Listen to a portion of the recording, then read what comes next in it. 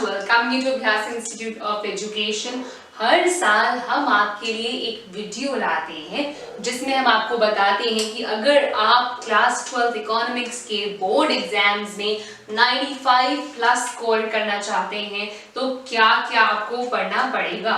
ये सब जो टॉपिक्स लिखे हैं वो पिछले साल के पेपर को लेकर एनालाइज करके और पास्ट इनफैक्ट 10 ईयर के पेपर को एनालाइज करके ही बनाए गए हैं ताकि आप लोग बेटर पढ़ पाए, बेटर चीजों पे फोकस कर पाए। ऐसा नहीं है कि 80 का 80 मार्क का पेपर इसी में से आएगा, ऐसा नहीं है, लेकिन ये टॉपिक ज्यादा पूछे जाते हैं। सो 80 में से काफी परसेंटेज ऑफ पेपर इसमें से आएगा, हम ये बोल रहे हैं।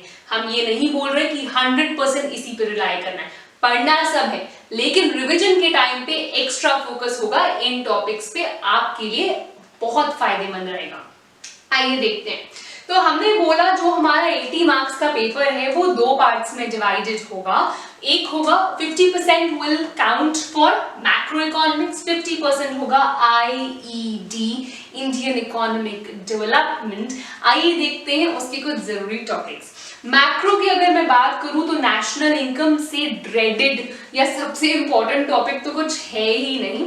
और मैक्रो उसमें सबसे इंपॉर्टेंट मैं बात करूं नेशनल इनकम की तो तीनों मेथड्स जो है, वैल्यू एडेड मेथड जिसे प्रोडक्शन मेथड भी कहा जाता है, इनकम मेथड और एक्सपेंडिचर मेथड, तीन मेथड्स हैं जो करने हैं आपने। उसमें से एक न्यूमेरिकल 5 मार्कर्स श्योर शॉर्ट हर साल आता है। साथ में एक नेशनल इनकम से एक और टॉपिक आपका आता है which is circular flow of income, 2 से 3 नंबर, 3 नंबर में जनरली आता है। जो आप किस नहीं लिखा तो लिख देते हैं आपके लिए। सो सर्कुलर फ्लो ऑफ इनकम, ये आपको 2 सेक्टर इकोनॉमी में करना है। 2 सेक्टर इकोनॉमी के पॉइंट ऑफ व्यू से ये आपसे पूछा जाएगा ये। फिर जो इंपॉर्टेंट है 3 to 5 मार्क्स में बहुत फ्रीक्वेंटली आता है, इस सेंट्रल बैंक के फंक्शंस हैं। याद रखिएगा सेंट्रल बैंक के फंक्शंस जब आप कर रहे होंगे, ये नहीं है कि कोई भी 2 कर लो, कोई भी 3 कर लो, नहीं, वो नाम देंगे ये फंक्शन एक्सप्लेन करो, तब वहां फंस जाओगे आप पक्का। तो इसलिए make sure you learn all of them by heart. आगे चलते हैं। न्यूमेरिकल आएगा किसमें से, इनकम एंड एम्प्लॉयमेंट थ्योरी वाले में से आपका आएगा एक न्यूमेरिकल। वो मल्टीप्लायर के बेसिस पे हो सकता है, इन्वेस्टमेंट मल्टीप्लायर के बेसिस पे हो सकता है, वो आपका इक्विलिब्रियम निकालने के बेसिस पे हो सकता है। तो ADAS के अप्रोच को यूज करके या सेविंग्स इन्वेस्टमेंट के अप्रोच को यूज करके इक्विलिब्रियम आउटपुट निकालना आ सकता है, और आता है, हर साल आता है, विदाउट फेल देते ही देते हैं, तो उसको मिस मत कीजिएगा। फिर उसी यूनिट में एक टॉपिक है आपका कि अगर एक्सेस डिमांड और एक्सेस सप्लाई हो जाती है तो उसको करेक्ट करने के क्या मेजर्स हैं। मेजर्स 2 तरीके हो सकते हैं, कैसे हो सकते हैं, फिस्कल भी हो सकते हैं, मॉनेटरी भी हो सकते हैं। Each and every measure by heart, चाहे वो क्वालिटेटिव है चाहे वो क्वांटिटेटिव है, डायरेक्टली बोल सकते हैं कि क्वालिटेटिव बताओ, फिस्कल में ये बताओ या ये मेजर एक्सप्लेन करो। सो इसको भी सेंट्रल बैंक के फंक्शंस की तरह बाय हार्ट करना है। 3 to 5 मार्कर्स में हमेशा हर साल श्योर शॉर्ट ये पेपर में आया हुआ है। Government budget similarly without skipping any function any objective, government budget के सारे ऑब्जेक्टिव्स करने हैं, each and every objective, mark my word, आता है पेपर में, लेकिन बिना स्किप किए कोई भी ऑब्जेक्टिव, क्योंकि नाम देंगे और फिर एक्सप्लेन करने को बोलेंगे। ऐसे नहीं बोलेंगे कि कोई भी 2 या कोई भी 3 बता दो, नहीं, they will give you the name and then you have to explain. फिर लास्ट के कुछ यूनिट्स में से जो क्वेश्चंस फ्रीक्वेंटली आज है वो कौन से हैं। आपको फिक्स्ड, फ्लोटिंग, मैनेज फ्लोटिंग, ये सब एक्सचेंज रेट तो आपको पता होने ही चाहिए। 1 मार्कर में जनरली पूछा जाता है, आपको पता है MCQs आ रहे हैं आजकल, 1 मार्कर डेफिनेशंस वगैरह आती हैं, सो उसमें पूछ लेते हैं। और है कि अगर डेप्रिसिएशन और या एप्रिसिएशन हो रही है होम करेंसी की या फॉरेन करेंसी की, तो उसका इंपोर्ट या एक्सपोर्ट पे क्या इम्पैक्ट आ रहा है, ये तो 3 मार्क्स में हर पेपर में आता है। सो अगर मैं बोलूं जो मैक्रो 50% अकाउंट कर रही है टोटल 80 मार्क के पेपर में, दैट इज 40 मार्क्स हो गए।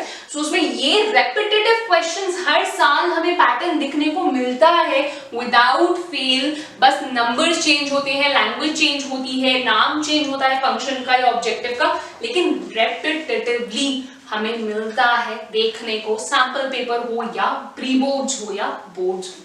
चलते हैं इंडियन इकोनॉमिक डेवलपमेंट पे। कुछ बहुत इंपॉर्टेंट टॉपिक्स आपके लिए पूरी बुक से हमने ढूंढ के निकाले हैं, ताकि जब आप एंड में प्रिपेयर करो इन पे जरूर फोकस करिएगा। तो आइए देखते हैं। सबसे पहला हम बोल रहे हैं ह्यूमन कैपिटल फॉर्मेशन का क्या रोल है कंट्री के लिए। फिर इंडियन इकोनॉमी के हमने बोले प्लानिंग ऑब्जेक्टिव्स, बहुत इंपॉर्टेंट। फिर हमने बोला इंडिया का जो प्री इंडिपेंडेंस ऑक्यूपेशनल स्ट्रक्चर था उसके फीचर्स, सारे फीचर्स करने हैं। आयुष स्कीम तो बहुत ही ज्यादा जरूरी है। आजकल जो हालात चल रहे हैं और कैसे आयुष के दिए नुस्खे काम आ रहे हैं, अगर आपको पता है कि कोरोना वायरस के चक्कर में जो आयुष ने, मिनिस्ट्री ऑफ आयुष ने जो इतनी सारी टिप्स दी हैं वो इतनी इफेक्टिवली काम आ रही हैं, तो आयुष एक बहुत इंपॉर्टेंट क्वेश्चन बन जाता है। साथ में सस्टेनेबल डेवलपमेंट और उसकी स्ट्रैटेजी। सस्टेनेबल डेवलपमेंट या ऑर्गेनिक फार्मिंग, इन दोनों में से कोई भी आ सकता है। लास्ट टाइम सस्टेनेबल डेवलपमेंट आया था, तो ऑर्गेनिक फार्मिंग के स्पेसिफिक चांसेस इस बार ज्यादा है। अगर मैं बात करूं एम्प्लॉयमेंट में से, तो फॉर्मल वर्सेस इनफॉर्मल सेक्टर के बारे में पूछा जा सकता है। हेल्थ इंफ्रास्ट्रक्चर के स्टेट के बारे में पूछा जा सकता है, लेकिन इसमें पब्लिक और प्राइवेट दोनों का रोल, कि क्या पब्लिक ही सफिशिएंट है या तो पब्लिक और प्राइवेट दोनों का रोल बेहद इंपॉर्टेंट बन जाएगा आपके लिए। नेक्स्ट आएगा जीबीडी। जीबीडी है ग्लोबल बर्डन ऑफ डिजीजेस। ये भी आपका हेल्थ वाले चैप्टर में आपको मिल जाएगा, 1 या 2 मार्क्स में पूछा जा सकता है।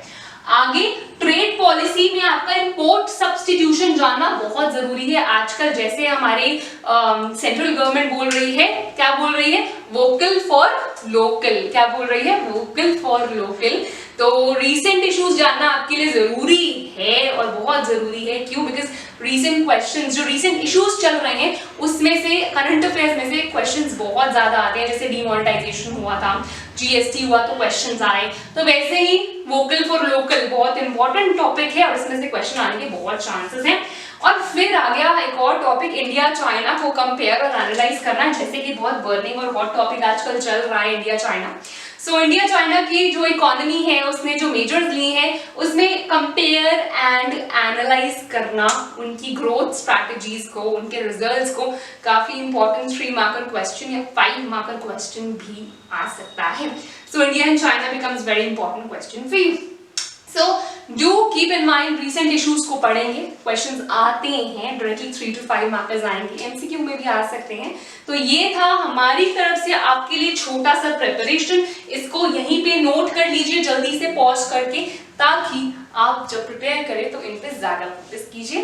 Thank you, very good day. I hope हम आपकी सहायता और आपकी हेल्प कर पाए हैं अच्छे से।